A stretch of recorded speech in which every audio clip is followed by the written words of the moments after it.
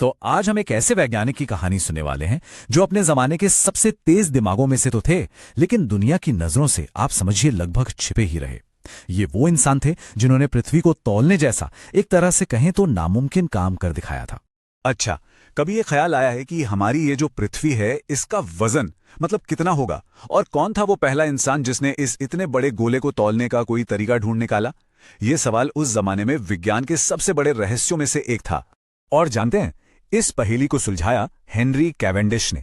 ये 18वीं सदी के एक ब्रिटिश वैज्ञानिक थे, और जितने वो अपनी काबिलियत के लिए मशहूर थे, उतने ही अपने अकेले रहने वाले और शर्मीले मिजाज के लिए भी जाने जाते थे। कहते हैं कि कैवेंडिश लोगों से और खासकर महिलाओं से इतना ज्यादा शर्माते थे कि वो अक्सर किसी से बात ही नहीं करते थे, बचते थे। उनकी की पूरी जिंदगी बस विज्ञान के लिए थी, और इसी लगन ने आगे चलकर मॉडर्न केमिस्ट्री और फिजिक्स की नींव तैयार की। तो चलिए उनके पहले बड़े काम को एक केस की तरह देखते हैं। केस था ज्वलनशील हवा का रहस्य। ये एक ऐसी पहेली थी जिसने उस जमाने के सारे वैज्ञानिकों को उलझा कर रख दिया था। देखिए, 1700 के दशक में वैज्ञानिकों को ये तो पता चल गया था कि जब किसी धातु को एसिड के साथ मिलाते हैं तो एक अजीब सी गैस निकलती है जिसमें आग लग जाती है।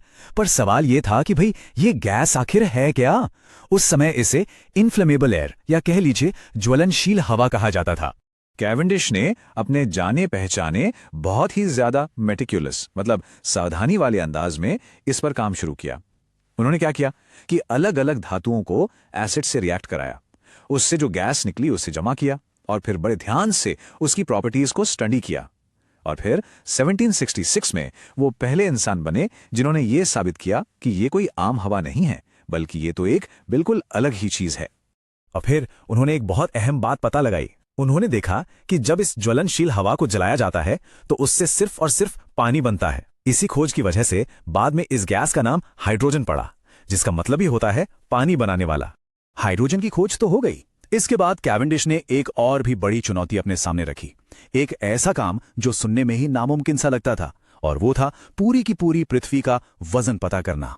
अब जाहिर सी बात है, पृथ्वी को तौलने के लिए किसी तराजू पर तो रख नहीं सकते, तो इसके लिए फिजिक्स के एक बेसिक नियम का इस्तेमाल करना पड़ता है। इस नियम में एक बहुत जरूरी नंबर आता है जिसे हम कैपिटल जी या यूनिवर्सल ग्रेविटेशनल कांस्टेंट कहते हैं। असल में ये जी ही वो चाबी है जो ये तय करती है कि यूनिवर्स में कोई भी दो चीजें एक दूसरे को कितनी ताकत से खींचेंगी। तो अगर हमें किसी तरह जी की वैल्यू पता चल जाए तो हम पृथ्वी का मास यानी द्रव्यमान भी कैलकुलेट कर सकते हैं। अब गुरुत्वाकर्षण का ये बल बहुत ही ज्यादा कमजोर होता है, तो इसे मापने के लिए कैवेंडिश ने एक बड़े ही नाजुक और सेंसिटिव से उपकरण का इस्तेमाल किया जिसका नाम था टॉर्सन बैलेंस। और हां, ये कोई मामूली तराजू बिल्कुल नहीं था। इसकी बनावट काफी सरल थी। सोचिए, ऊपर से एक बहुत ही महीन और लचीला तार लटका हुआ है। उस तार के नीचे वाले सिरे पर एक हल्की सी रॉड या छड़ बंधी है, और उस छड़ के दोनों कोनों पर शीशे की मतलब लेड की दो छोटी छोटी गेंदें लगा दी गई हैं। अब ये काम कैसे करता था वो बड़ा मजेदार है। देखिए, जब कोई बड़ी चीज पास में रखी जाती तो वो अपनी ग्रेविटी से इन छोटी गेंदों को जरा सा खींचती थी। इस खिंचाव से क्या होता कि वो जो छड़ थी वो थोड़ी सी घूम जाती थी, और जैसे ही छड़ घूमती तो ऊपर जो तार लटका था उसमें एक ट्विस्ट, एक ऐंठन आ जाती थी। बिल्कुल वैसे जैसे हम किसी रस्सी को मरोड़ते हैं। तो तार में जितनी ज्यादा ऐंठन होती उसका सीधा मतलब था कि ग्रेविटेशनल फोर्स उतना ही मजबूत है। बस इसी ऐंठन के एंगल को मापकर कैवेंडिश ने उस न दिखने वाली ताकत को नाप लिया। इसे एक और आसान तरीके से समझते हैं। मान लीजिए एक पतले से धागे से एक पेंसिल लटकी है। अब अगर उसे उंगली से जरा सा भी पुश करें तो धागा मुड़ जाएगा, है ना? टॉर्जन बैलेंस बिल्कुल इसी सिद्धांत पर काम करता था। फर्क सिर्फ इतना था कि उसकी सेंसिटिविटी हजारों गुना ज्यादा थी।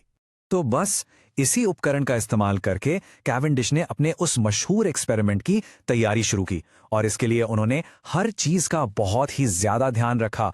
पूरा सेटअप बड़ी सावधानी से तैयार किया। उन्होंने क्या किया, टॉर्शन बैलेंस पर जो छोटी गेंदें थीं उनके पास लेड की ही दो बड़ी बड़ी गेंदें लाकर रख दी, और ये पूरा का पूरा सेटअप एक लकड़ी के बक्से के अंदर बंद था। क्यों? ताकि हवा का एक हल्का सा झोंका भी मतलब मामूली सी एयर करंट भी मेजरमेंट को खराब ना कर दे। और इसके बाद उन्होंने उन बड़ी गेंदों और छोटी गेंदों के बीच लगने वाले बहुत ही मामूली से गुरुत्वाकर्षण बल को नापा। ये मेजरमेंट कैसे लिया गया? उसी तार में आई हल्की सी ऐंठन को देखकर। ये इतिहास में पहली बार था जब किसी ने एक लैब के अंदर दो चीजों के बीच गुरुत्वाकर्षण को सीधे सीधे नापा हो। और जो नतीजे आए वो सच में कमाल के थे। जरा इन नंबर्स को देखिए। 1798 में कैवेंडिश ने पृथ्वी की जो डेंसिटी यानी घनत्व कैलकुलेट किया था वो आज की मॉडर्न वैल्यू के लगभग बराबर है, बस थोड़ा सा ही फर्क है। और उनका जी का मान वो भी आज की मानी हुई वैल्यू के बहुत बहुत करीब था। सोचिए उस जमाने की टेक्नोलॉजी के हिसाब से ये कितनी जबरदस्त एक्यूरेसी थी। तो फिर हेनरी कैवेंडिश की विरासत क्या है? मतलब हम उन्हें क्यों याद करते हैं? देखिए, उनका काम सिर्फ कुछ नंबर पता करने तक ही नहीं था। असल में उन्होंने विज्ञान में एक्सपेरिमेंट्स करने का एक नया तरीका दिखाया। अगर हम संक्षेप में देखें तो वो पहले इंसान थे जिन्होंने हाइड्रोजन को एक अलग एलिमेंट के तौर पर पहचाना। वो पहले इंसान थे जिन्होंने पृथ्वी की डेंसिटी और मास को मापा। उन्होंने ही हमें ग्रेविटेशनल कांस्टेंट जी की पहली सटीक वैल्यू दी। और इतना ही नहीं, उन्होंने इलेक्ट्रिसिटी पर भी बहुत जबरदस्त रिसर्च की थी, जिसके बारे में लोगों को उनकी मौत के कई सालों बाद पता चला। हेनरी कैवेंडिश की कहानी हमें एक बहुत दिलचस्प सवाल के साथ छोड़ जाती है कि कैसे कभी-कभी सबसे चुपचाप और सबसे ज्यादा सावधानी से किया गया काम यूनिवर्स के बारे में हमारी समझ पर सबसे गहरा असर डाल सकता है।